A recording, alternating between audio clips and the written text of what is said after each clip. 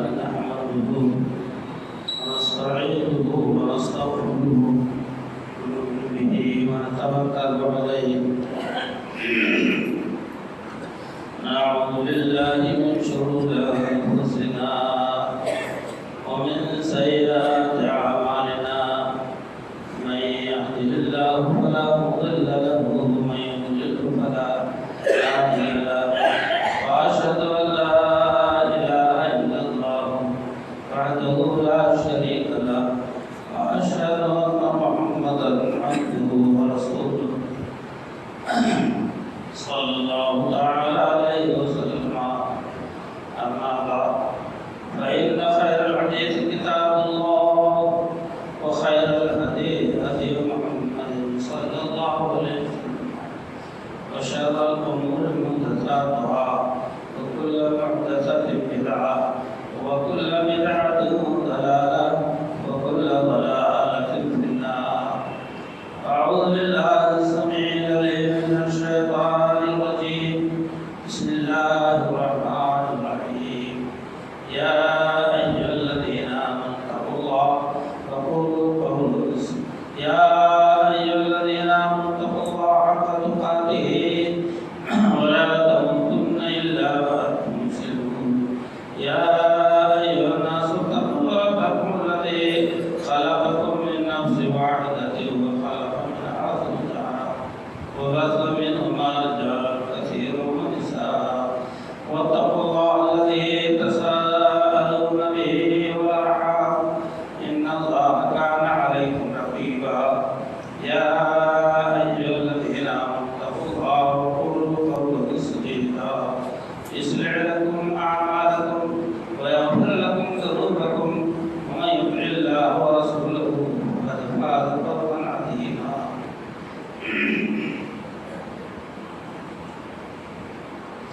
قال الله تبارك وتعالى في موضع آخر يا أيها الذين آمنوا أطيعوا الله وأطيعوا الرسول ولا تبطلوا أعمالكم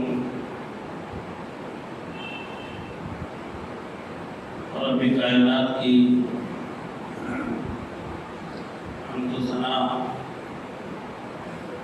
عظمت و بزرگی بیان کرنے کے بعد بے شمار درود و سلام امام کائنات سید الانبیاء جناب رسول اللہ صلی اللہ علیہ وسلم کی ذات گرامی پر محترم حضرات آپ نے نبی اکرم صلی اللہ علیہ وسلم کی پیدائش اور اس کے بعد نبوت سے سرفراز ہونا اور دعوت و تبلیغ کے میدان میں آپ کی کوششیں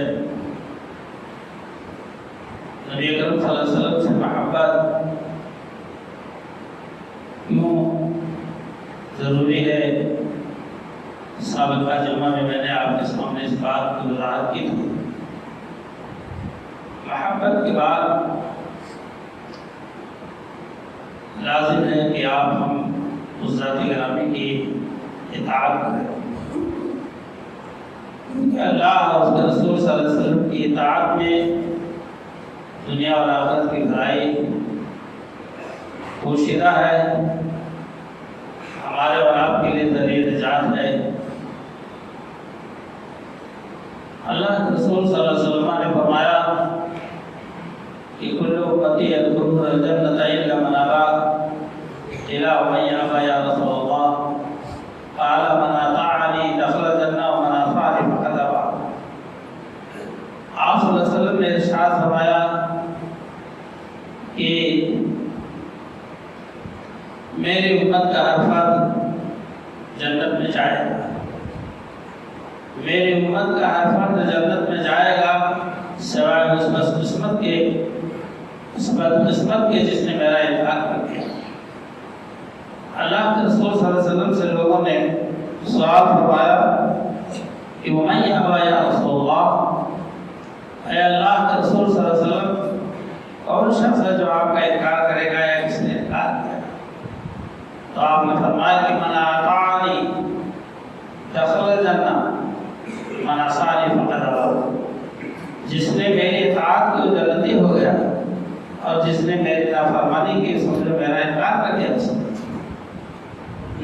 وسلم کے کسی مسئلے میں ہم اور آپ اگر دخل اندازی دیتے ہیں، کچھ نمائی کرتے ہیں اور انکار کی صورت آپ کے عمل سے، عقیدہ سے، کردار سے پیدا ہوتا ہے تو سمجھ لو کہ آپ نے نبی صلی اللہ علیہ وسلم کا انکار کیا۔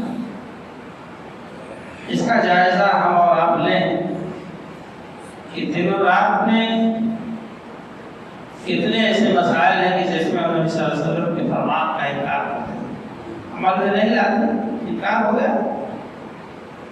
فرمان رسول صلی اللہ علیہ وسلم کچھ اور ہے، عمل رسول صلی اللہ علیہ وسلم کچھ اور ہے، آپ کچھ اور کرتے ہیں۔ یہی تو آپ نے ارشاد فرمایا کہ کل امتی یدخلون الجنۃ الا من ابا، تیرا ومن ابا قال من اطاعنی دخل الجنۃ۔ اے اللہ کے رسول، کس نے آپ کا انکار کیا؟ آپ نے فرمایا جس نے میری اطاعت کی وہ جنتی ہوا، اور جس نے میرے اطاعت سے انکار کیا وہ اس نے میرا انکار کر دیا۔ حضور کی نافرمانی کرنے والا آپ کا انکار کرنے والا۔ برادران اسلام، سورہ محمد کی آیت میں نے پڑھی، یا ایھا الذین آمنوا اطیعوا اللہ واطیعوا الرسول، اے ایمان والو اللہ کی اطاعت کرو اور رسول اللہ صلی اللہ علیہ وسلم کی اطاعت کرو، اپنے اعمال کو برباد نہ کرو۔ جہاں حوالہ آ جائے کہ اللہ کے رسول صلی اللہ علیہ وسلم کا فرمان مبارک ہے، وہیں ہاتھ پاؤں ڈھیلے ہو جائے، وہیں سرنڈر ہو جائے، وہیں اپنے آپ کو اللہ رسول کے حوالے کرتے ہیں۔ یہی ایمان کا تقاضا ہے۔ دین اسلام ہم سے یہی مطالبہ کرتا ہے۔ تاریخ کے صفحات میں آپ کہیں بھی نہیں پائیں گے صحابہ کرام، تابعین نظام، تبع تابعین نظام، اللہ کے رسول صلی اللہ علیہ وسلم کا حوالہ پانے کے بعد کسی مسئلے میں آپ سے اختلاف کیا ہو، آپ کے مسئلے کا انکار کیا ہو، کسی کی جرات ہی نہیں۔ صحابہ کرام رضی اللہ تعالیٰ آپ لا الہ الا اللہ محمد رسول اللہ پڑھتے ہیں، جس کا خلاصہ یہ ہے کہ اس کائنات میں صرف اور صرف عبادت کا لائق اللہ ہی کی ذات اور کوئی نہیں، اور قابل اتباع و پیروی رسول اللہ صلی اللہ علیہ وسلم کی ذات ہے، جنہیں اللہ نے شریعت دے کر اس کائنات میں مبعوث فرمایا، بھیجا۔ اگر آپ صلی اللہ علیہ وسلم کی زندگی کو اللہ ہمارے لیے اسوہ نمونہ نہ بناتا، ہم یوں ہی بھٹک گئے ہوتے ہیں۔ ہمارے اور پوری امت مسلمہ کو اللہ تعالیٰ نے شروع سے لے کر آج تک تا قیامت اس بات کے لیے محدود کر دیا ہے کہ ہم صرف اللہ اور اس کے رسول صلی اللہ علیہ وسلم کے اطاعت کریں۔ آپ کے فرمان سے آپ کو اسوہ و طریقہ کار سے ذرا برابر ہونا ہے۔ ومن یطیع الرسول فقد اطاع اللہ، وہ مقام عطا کیا اللہ تعالیٰ نے، جس نے ہمارے رسول کی اطاعت کی اس نے اللہ کی اطاعت کی۔ بلا دلیل وہ اللہ کا مطیع فرمانبردار ہو جائے۔ اس آیت کریمہ کے مطابق اپنے اعمال کا جائزہ احادیث مقدسہ سے لیجیے۔ صحائح ستہ کی کتابیں موبائل پر آ چکی ہیں، اردو، ہندی، انگریزی میں۔ آپ مسئلہ دعائے رفع الیدین کا، آمین کا، خلف الامام کا، رکوع سجود کا، صف بندی کا، یہ سارے طریقے آپ کو احادیث صحیحہ سے معلوم ہو جائیں گے۔ میرے دوستوں اور بھائیوں، اصل نعمت کلام اللہ معظم داشتن، اصل نعمت کلام اللہ معظم داشتن، بس حدیث مصطفیٰ صلی اللہ علیہ وسلم داشتن۔ اللہ کا کلام در اصل دین ہے، اور اس کے بعد حدیث مصطفیٰ کو اپنے سینوں سے لگا دیں۔ اللہ تعالیٰ نے اسی چیز کو قرآن کریم میں مختلف معیار میں اور مختلف انداز میں ارشاد فرمایا۔ سورہ محمد کی جو آیت ہے میں نے پڑھی ہے کہ اے ایمان والو اللہ اور اس کے رسول کی اطاعت کرو، اپنے اعمال برباد نہ کرو۔ یہ بات اس بات کے لیے کافی ہے کہ اگر ہمارا کوئی عمل نبی صلی اللہ علیہ وسلم کی سنت کے خلاف، ہوا تو ہمارے عمل ہمارے کو بیمار نہیں جاتے. کیا آپ صلی اللہ علیہ وسلم نے فرمایا نہیں کہ نماز جب کوئی پڑھتا ہے اور جلدی جلدی ادا کرتا ہے، رکوع سجود قیام قعود اچھا سے ادھر سلام کہہ رہا تو وہ نماز اس کو بددعا دے کر جاتی ہے. ضیعک اللہ کما ضیعتنی، اللہ تجھے برباد کر جیسے تو نے مجھے برباد کیا. اور وہ نماز اس کے منہ پر نماز کے دن قیامت کے دن نماز اس کے منہ پر مان دی جائے گی. اس نماز کی کوئی وقات نہیں اس لیے کہ نبی صلی اللہ علیہ وسلم کی سنت کے خلاف ہو ادا کیا.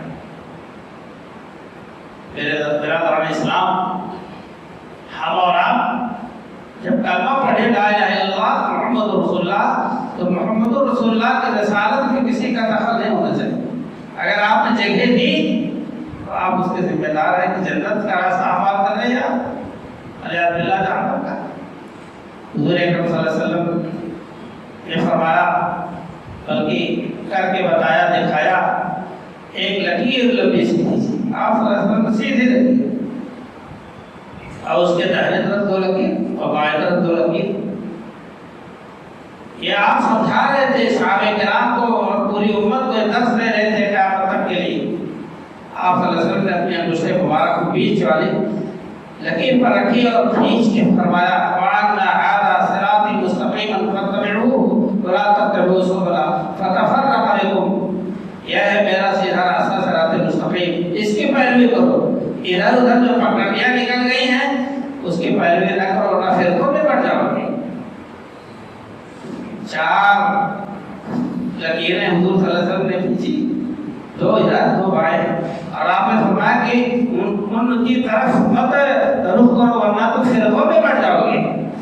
آج فرقوں میں بٹے ہوئے کتنے زمانہ ہو گئے اور اللہ کا جھنڈا لے کر ہر کوئی جو ہے سینہ تاپ کے کھڑا ہے کہ ہم پر وہی کون کہہ رہا ہے کہ آپ IPD کو چھوڑ دیں، محدثین کو چھوڑ دیں، فقہائے امت کو چھوڑ دیں، لیکن کم سے کبھی بھی تو دیکھیں کہ کہاں ہمارا مسئلہ حدیث پاک سے ٹیلی کر رہا ہے، کہاں نہیں کر رہا ہے. تو آپ اللہ کے رسول صلی اللہ علیہ وسلم پر آئیے، آپ کی پیروی کیجیے. فَإِن تَنَازَعْتُمْ فِي شَيْءٍ فَرُدُّوهُ إِلَى اللَّهِ.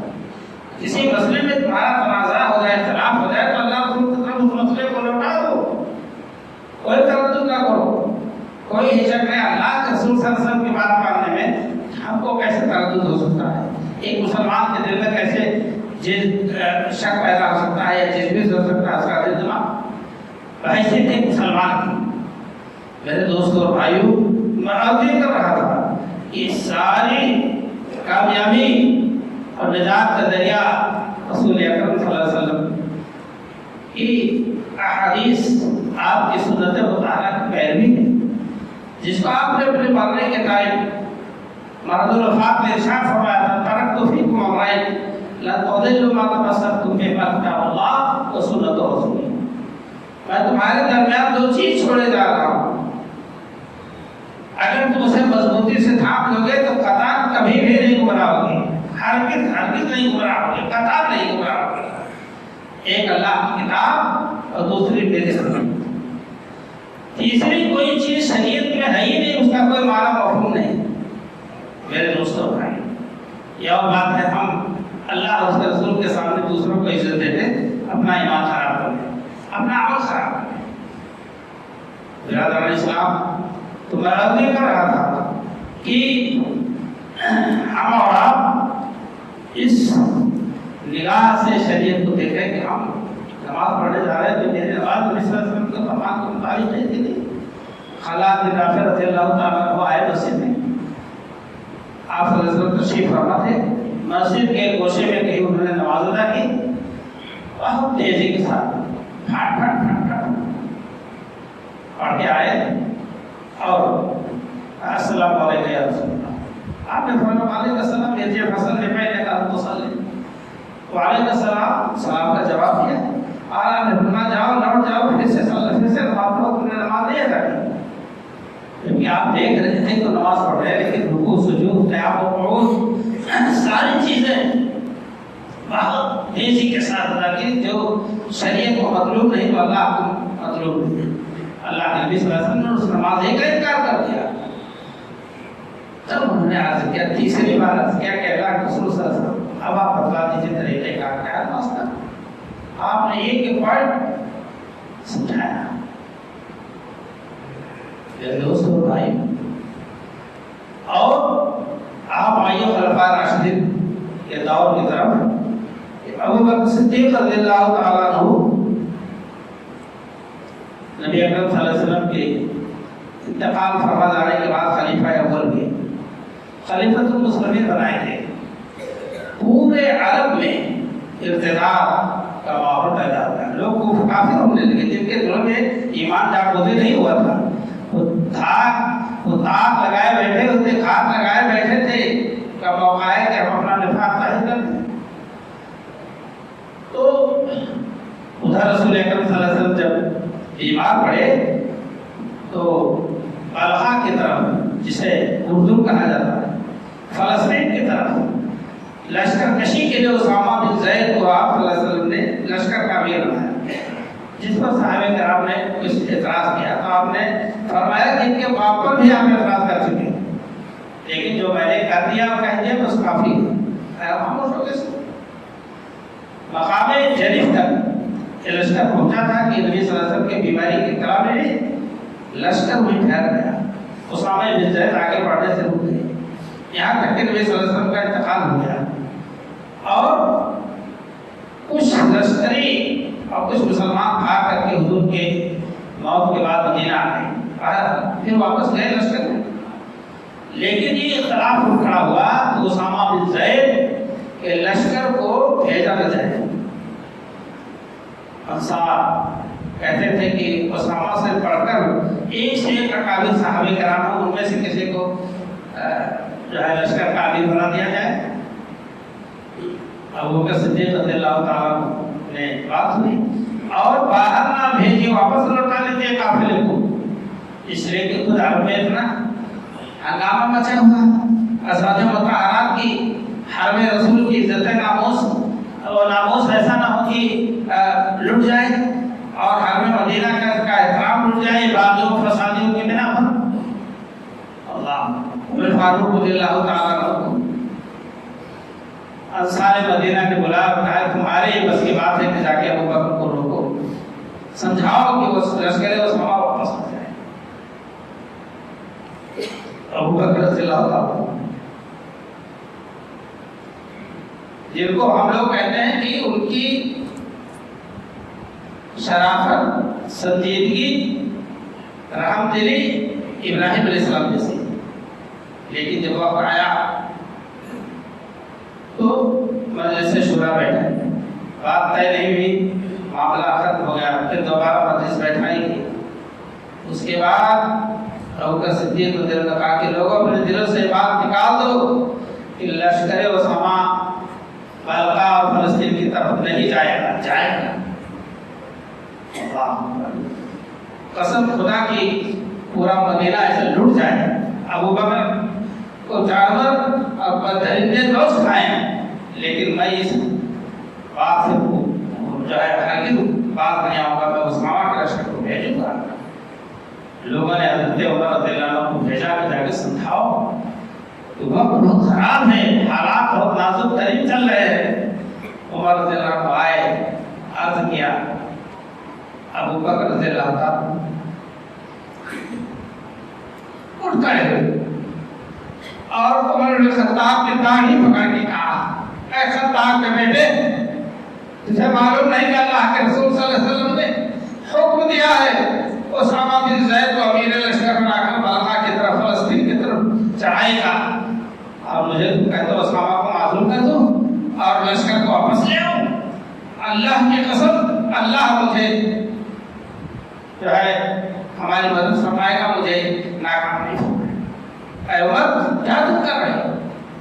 اللہ کے رسول صلی اللہ علیہ وسلم کے حکم کی بجاوری کے اوپر عمر فاروق کی داڑھی پکڑ لے وہ صدیق جو اس کو جلال لیا کرتے۔ اور یہی نہیں، جب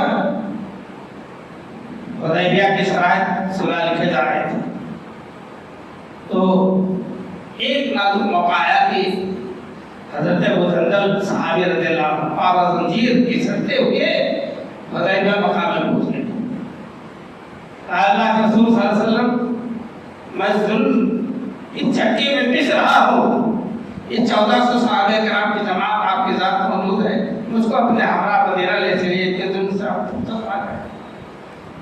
شرائط صلح لکھ گئے تھے، دستخط نہیں ہوئے تھے۔ اللہ کے رسول صلی اللہ علیہ وسلم نے صحابہ کریم سے کہا جو اس معاہدے کا مکہ کے والوں کی طرف سے ذمہ دار تھا کہ بھائی میرے کہنے سے جو ہے جندل کو ابو جندل کو دے دی، اس نے کہا نہیں ہو سکتا، اور وہی ابو جندل اس کے بیٹے تھے سال کے، ابو جندل بن سال بیٹے تھے، لیکن اس بات کو رحم نہیں آیا اور واپس لے کے گیا۔ صحابہ کرام یہ دل دوست جہاں پرسوز منظر دیکھ رہے تھے اور اندر ہی اندر گھٹ رہے تھے، عمر فاروق کو برداشت نہیں ہوا، آ کر کے عرض کیا کہ اللہ کے رسول صلی اللہ علیہ وسلم حق پر نہیں ہے، اللہ کے رسول صلی اللہ علیہ وسلم حق پر نہیں ہے، ہم حق پر ہیں، کیا ہمارے شہداء جنت میں نہیں جائیں گے اور ان کے مقتولین جہنم میں نہیں جائیں گے؟ ضرور ایسا ہوگا، آپ صلی اللہ علیہ وسلم فرمایا۔ پھر کیا بات ہے کہ دین کے بارے میں اتنی گفتگو اٹھائی دی جا رہی ہے، ذلت کیوں اٹھایا جا رہا ہے دین کے بارے میں؟ آپ نے فرمایا کہ اے عمر الخطاب، اللہ مجھ کو ضائع نہ کرے گا۔ ایک جملہ اور فاروق رضی پڑھنے اللہ کے رسول صلی اللہ علیہ وسلم رضیت باللہ ربا وبالاسلام دینا وبمحمد رسول اللہ، یہ پکار کے حضرت عمر فاروق رضی اللہ تعالیٰ عنہ کہ میں اللہ سے راضی ہوا رب کے اعتبار سے اور دین اسلام سے راضی ہوا، دین کے اعتبار سے اور نبی ہونے کے حساب سے نبی صلی اللہ علیہ وسلم سے راضی ہوا، محمد صلی اللہ علیہ وسلم سے۔ یہ ان کی رٹ تھی، یہ ان کی زبان تھی۔ حضرت عمر فاروق رضی اللہ تعالیٰ عنہ کی محبت اور آپ سے تعلق 537 حدیث آپ نے روایت کی، بخاری مسلم ترمذی ابو داؤد نسائی ابن ماجہ۔ یہ کس چیز کی دلیل تھی؟ یہ محبت رسول صلی اللہ علیہ وسلم کی دلیل تھی۔ اطاعت کی بات آتی تو تلوار کے قبضے پہ ہاتھ جاتا ہے کہ نبی صلی اللہ علیہ وسلم کے خلاف ہم کوئی بات سننا نہیں چاہتے۔ اگرچہ روایت ضعیف ہے، لوگوں نے بتایا کہ اس کو لوگ بیان کرتے ہیں کہ جب یہودی اور ایک مسلمان ایک منافق کا مسئلہ آیا کسی مسئلے میں، تو ابو بکر صدیق کے پاس بھی گئے، پہلے رسول اللہ صلی اللہ علیہ وسلم کے پاس گئے، پھر ابو بکر صدیق کے پاس گئے، عمر فاروق کے پاس وہ یہودی گیا، کہا پہلے بیان سن لیجیے۔ وہ مسلمان آگے آگے جاتا، پیچھے پیچھے مسلمان یہودی نے کہا پہلے عمر سن لیجیے، نبی صلی اللہ علیہ وسلم کے پاس گئے تھے آپ کے نبی کے پاس، تو یہ ہمارے حق میں، ابو بکر صدیق کے پاس گئے تو ہمارے حق میں فیصلہ ہوا، اب آپ کے پاس لائے ہیں تو آپ جیسا چاہیں ویسا کریں۔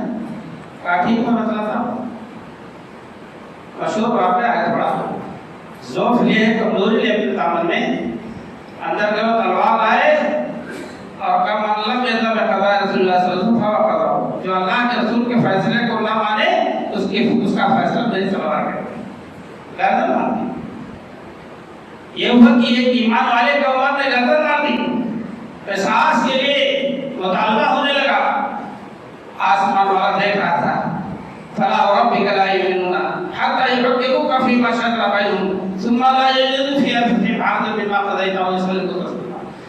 کیا بات ہے، قسم ہے تیرے رب کے محمد صلی اللہ علیہ وسلم، وہ مومن ہو ہی نہیں سکتا ہے جو آپ کے فیصلے پر راضی نہ ہو۔ اس کے ایمان کا انکار عرش والے نے کر دیا، سب کا دل ٹھنڈا، دماغ ٹھنڈا، قصاص کا کاروبار ہو گیا ہے۔ میرے دوستوں بھائی، یہ حضرت عمر رضی اللہ عنہ، یہ عثمان غنی رضی اللہ تعالیٰ عنہ، حضرت عثمان غنی رضی اللہ تعالیٰ عنہ کا ہاتھ جب بنوائیوں نے آپ کا گھر گھیرا کہ خلافت سے دستبردار ہو جائیے، مستعفی ہو جائیے اور ہمارے حوالے کیجیے مدینہ، اللہ خلیفۃ المسلمین حضرت عثمان غنی رضی اللہ تعالیٰ عنہ نے فرمایا کہ اللہ کے رسول صلی اللہ علیہ وسلم کا یہ فرمان میرے سامنے ہے، وَإِنْ سَأَلُوكَ أَن تَنْخَلَعَ مِنْ قَمِيصٍ قَدْ غَسَلْنَاهُ لگ کہ اے عثمان تم سے لوگ سوال کریں گے کہ یہ قمیص نکال دو جو قمیص اللہ نے آپ کو پہنائی اور خلافت کی قمیص تھی اس کو نکال دو یعنی خلافت چھوڑ دو. تو اے عثمان تم یہ کام نہیں کرنا ایسا نہ کرنا کہ تو خلافت سے دردار ہوگا. پورے صحابہ کرام جو لوگ مدینہ منصب تھے وہ کہہ رہے تھے کہ میں مدد کے لیے تیار ہوں مگر خون بہانا بھی آپ ناپسند فرماتے تھے کہ کسی مسلمان کا خون عثمان غنی کی وجہ سے ضائع ہو اس کی بھی اجازت نہیں. بلوائی گھر گھیرے ہوئے ہیں مطالبہ کر رہے ہیں مگر رسول اللہ صلی اللہ علیہ وسلم کی بات یاد ہے کہ اللہ کے نبی صلی اللہ علیہ وسلم فرمایا ہے کہ اے عثمان تم سے یہ قمیص لوگ اتروائیں گے مگر ایسا نہیں کرنا. اس کو جمع دے یا تک شہید کر دیں گے. حضرت علی رضی اللہ تعالیٰ چوتھے خلیفہ اس قدر پیروکار تھے اتباع رسول صلی اللہ علیہ وسلم کا جذبہ کتنا زیادہ تھا. پورے صحابہ کرام میں خالی اسی کو بیان کیا جائے ایک صحابی کے حالات کو لکھیں گے تو ہم اور آپ سوچیں گے کہ ہم رسول صلی اللہ علیہ وسلم کے شاید امتی ہی نہیں ہیں اس لیے کہ جب کوئی بات مانتی ہی نہیں ہے آپ صلی اللہ علیہ وسلم کے فرمان سے کوئی رابطہ آپ کر ہی نہیں رہے ہیں تو ہم کون سے مسلمان. خیر منائے اپنے ایمان کا یہ نماز یہ روزے یہ جو زکات ایسے طرح کا طرح رہ جائے گا اللہ ایسے ڈھکیل دے گا. حضرت علی رضی اللہ تعالیٰ کو آپ نے بھیجا ایک علاقے میں جاؤ وہاں جہاد کرو لیکن پلٹ کر نہیں دیکھنا ہے آپ. حضرت علی رضی اللہ تعالیٰ کو بات سنی چلیے چند قدم کے بعد کوئی بات یاد ہے تو ایسے ہی اسی طرح رک کر کے کھڑے رہے اور آواز دی کہ اے اللہ کے رسول صلی اللہ علیہ وسلم اب پلٹ کر نہیں چہرہ کر رہے حضور کی طرح. آپ نے فرمایا تھا پلٹ کر نہیں دیکھنا. اتنی باریک بات آپ سمجھ رہے ہیں کہ صحابی رسول خلیفۃ المسلمین حضرت علی رضی اللہ تعالیٰ اپنا رخ اسی طرف کیے جا رہے ہیں اور جب بات یاد آئی تو اسی طرف رک کر کے سوال کر لیا. سوال کا جواب ملا اے علی تمہاری تبلیغ سے دعوت اللہ سے اگر ایک آدمی بغیر جنگ کے مسلمان ہو جائے تو 100 اونٹوں سے زیادہ بہتر ہے. یعنی اگر تمہیں مال غنیمت میں 100 اونٹ ملے تو وہ بہتر نہیں ہے بغیر کسی لڑائی اور جنگ کے ایک آدمی تمہاری دعوت پر ایمان لائے تو 100 اونٹوں سے بہتر. مسئلہ یہ تھا مگر پلٹ کر حضرت علی رضی اللہ تعالیٰ نے نہیں دیکھا. میرے دوستوں بھائی صحابہ کرام کی اتباع پیروی ہم تو ہر بات میں آگے آتے ہیں ایسا نہیں تیسا ایسا نہیں تو ویسا ایسا نہیں جیسا جیسا نہیں تیسا. اللہ اکبر کیا آپ کو معلوم نہیں حجاج کرام نے بڑے محبت سے دیکھا ہوگا قبلتین مسجد قبلتین دیکھا ہوگا بڑی محبت سے گئے ہوئے تو رکعت نماز بھی ادا کی ہوگی مگر نصیحت نہیں لے رہے اس سے. اے نماز عصر کے ٹائم اعلان کرنے والا پیچھے اعلان کرتا ہے منادی اے لوگوں قبلہ بدل دیا گیا بجائے بیت المقدس کے خانہ کعبہ کی طرف قبلہ کر دیا گیا. اسی حالت میں امام خانہ کعبہ کی طرف پلٹ کے گیا کھڑا ہوا اور سارے مقتدی پلٹ کر خانہ کعبہ کی طرف قبلہ ہو گئے. اب 2 قبلے ہو گئے اس میں اے نماز کے ٹائم. اگر نماز کے بعد یہ اعلان ہوتا تو میرے دوستوں اور بھائیوں قبلتین مسجد نہ بنتی. مسجد قبلتین نہیں تو بس ایک ہی قبلہ ہوتا جو رخ کر دیا جاتا. چونکہ نماز کے عالم میں حضور کے حوالے سے اعلان سنا کہ نبی صلی اللہ علیہ وسلم نے بھیجا ہے کہ اعلان کر دو قبلہ بدل گیا خانہ کعبہ کی طرف لوگ منہ کر لیں. اسی حالت میں صحابہ کرام اور امام سب ہو گئے. آپ ہوتے پھرتے ثواب پھر گئے تب تحقیق کر لیں ذرا حقیقت کیا ہے. اللہ صحابہ کرام تحقیق نہیں حضور کے حوالے سے نام آ گیا نبی صلی اللہ علیہ وسلم کا. آپ نے فرمایا کیا سيقول السفهاء من الناس ما ولاهم عن قبلتهم التي كانوا عليها قل لله المشرق والمغرب. لوگ نادان بیوقوف لوگ کہیں گے کہ کس نے قبلہ بدل دیا. اب یہ بتاؤ جس نے اس قبلے پہ نماز نہیں پڑھی اس کی نمازیں ہوئیں گی نہیں. یہ وہ لوگ تھے جو چور دل والے تھے منافق نہیں. یہود شوشہ ڈالنے والے تھے. اللہ نے ان کی اس شرائط کو لکھ دیا. سیقول دوسرا پارا کا شروع سیقول السفهاء من الناس ما ولاهم كانوا عليها. اللہ اکبر. راز فاش کر دیا کہ جو لوگ اس قبلہ کی طرف رخ کر کے نماز پڑھ کے نمازیں قبول ہوئی، اب اس کے بعد کوئی ادھر رخ نہ کرے فلسطین بیت المقدس کی طرف، خانہ کعبہ کی طرف. صحابہ کرام نماز کی حالت میں یہ عرض کرنا ہے کہ صحابہ کرام تردد نہیں کرتے تھے کہ نبی صلی اللہ علیہ وسلم کا فرمان آئے اور اس کے بعد وہ سوچیں کہ ہم پوچھ لیں گے حضور سے تب عمل کریں گے. میرے دوستوں اور بھائیوں، آج ہمارا اور آپ کا معاملہ بہت ہی گمبھیر ہے اور بہت ہی بڑا خراب ہمارا ذہن بن چکا ہے. نماز ہو رہی تھی، نبی صلی اللہ علیہ وسلم جو نعل مبارک میں نماز پڑھا رہے تھے، آپ نے نعل مبارک ایک طرف کر دیا، صحابہ کرام نے نکال دیا. سب جوتا پہن کر نماز پڑھ رہے تھے. تو نماز بعد آپ نے پوچھا کہ میرے صحابہ آپ نے اپنے جوتے کیوں نکال دیے؟ تو صحابہ کرام نے عرض کیا کہ اللہ کے رسول صلی اللہ علیہ وسلم نے تو آپ کو دیکھا کہ آپ نے نکال دیا تو ہم نے نکال دیا. ہم جوتا پہن کے نماز پڑھیں اور آپ نکال دیں، ہم پڑھتے رہیں، یہ کیسے ہو سکتا ہے؟ تو آپ نے فرمایا کہ میرے جوتے کے تلے میں گندگی لگی ہوئی تھی اور گندگی کی حالت میں نماز نہیں ہوتی ہے. جبریل امین آئے اور بتایا کہ نالے نکال دیجیے، ناپاک میں نے نکال دی. اس وجہ سے میں صحابہ نے عرض کیا اللہ کے رسول صلی اللہ علیہ وسلم آپ نے نکالا تو ہم نے نکال دیا. وجہ جو بھی آپ کے ساتھ رہی ہو، ہم آپ کے متبع، آپ کے پیروکار، ہم آپ کے عمل کو، آپ کے فرمان کو ہم فالو کرتے ہیں. حضور اکرم صلی اللہ علیہ وسلم یہ بات اصحاب کرام کا یہ عمل آپ ذرا غور سے سنیں کہ اللہ نے اللہ کے رسول صلی اللہ علیہ وسلم کے سچے پیروکار صحابہ کرام رضی اللہ عنہ کس طرح سے تھے.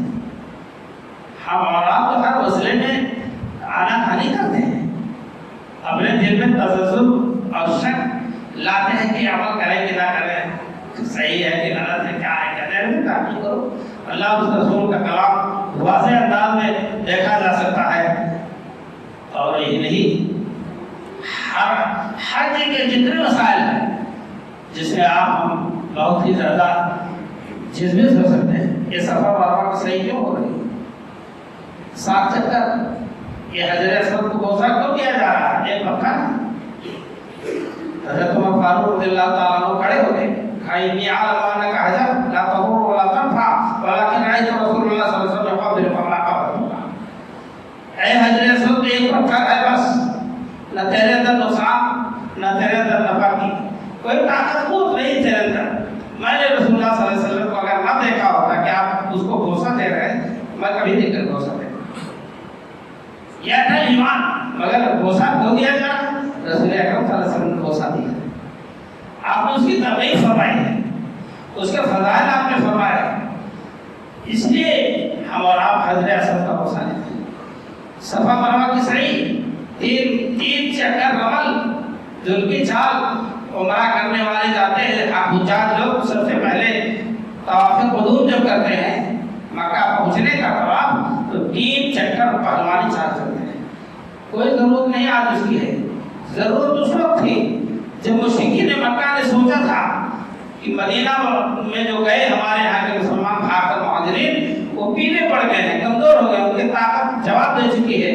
آج لاؤ پہاڑی پر بیٹھ کر منظر دیکھیں ان کے ضعف و کمزوری کا.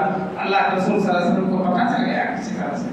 آپ نے فرمایا کہ 3 چکر پہلوانی چال چلو، دل کی چال چلو، موڑے ہیلے، سینہ ہیلے، جسم ہیلے. انہوں نے دیکھا ہمارے خیالات بالکل باطل، اس لیے تو لوگ پہلوانی چال چلتے ہیں اور وہ سنتیں جاریہ ہوگی قیامت تک. اب آپ کہتے ہیں اب تو منظر نہیں، ضرورت نہیں، کیا ضرورت ہے عمل کی؟ برادران اسلام، اتباع رسول کا صلی اللہ علیہ وسلم کا جذبہ اگر نہیں پیدا ہوگا، اگر ہمارے اندر یہ خوبی نہیں آئی، پوری زندگی آپ نماز پڑھتے رہیں. نبی صلی اللہ علیہ وسلم کی حدیثیں آپ کے سامنے میں اشارت نظر کر رہا ہوں. سفر حکم، اپنے سفر کو مضبوط کرا کرو. رسول سفر حکم، اپنے سفر کو مضبوط کرو. اور اور دوسری کی صدور خلل، صف کے بیچ میں جو جگہ اس کو بند کر دو، اس لیے کہ شیطان اس جگہ بکری کے بچے کی طرح سے اچھل کود کرتا ہے. اتنی احادیث کے بعد اس امت کے افراد کو غیرت نہیں آتی ہے رسول اللہ صلی اللہ علیہ وسلم کی حدیث کا عملی توفیق کا. پیر پہ اگر پیر کسی کا مل جائے تو جیسے آگ کے انگارہ آپ کے چنگارے لگے پھٹ پھٹ آ رہے ہیں.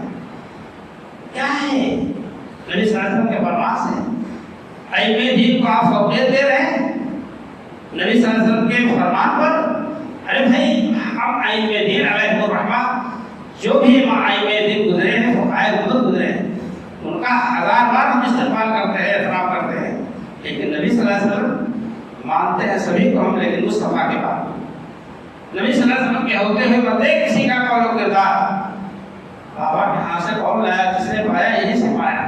اس لیے میرے دوستوں اور بھائیوں یہ چند باتیں تھیں اور ایک درد دل تھا جو خطبے کی شکل میں نے آپ کو سمجھایا ہے. اللہ کرے کہ آپ کے دل میں اللہ کے رسول صلی اللہ علیہ وسلم کی سنت پر محبت پیدا ہو جائے اور اللہ تعالیٰ ہم سب کو اس پر عمل کرنے کی توفیق عطا فرمائے. آمین.